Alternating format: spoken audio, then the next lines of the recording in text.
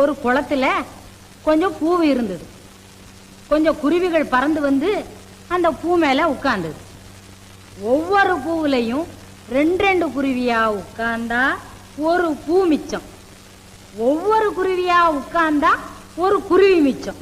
அப்படின்னா அந்த குளத்துல எத்தனை பூ இருந்தது, எத்தனை குருவி பறந்து வந்தது? ஐய, இது என்னத்துக்கு குளமும் குருவியும்? கணக்கு போடுறதுன்னா 10ம் 5ம் என்ன, 4ம் 3ம் என்ன, 4ம் 3ம். 4 3மா? எப்படி போச்சுடா அது. அவன் என்ன சொல்றான் தெரியுமா? 3 பூவு 4 குருவி அப்படி பறந்து வந்தது. 2 2ஆ குருவி உட்கார்ந்தது, ஒரு பூ மிச்சம். அப்புறம் பறந்தது குருவி ஒவ்வொன்னா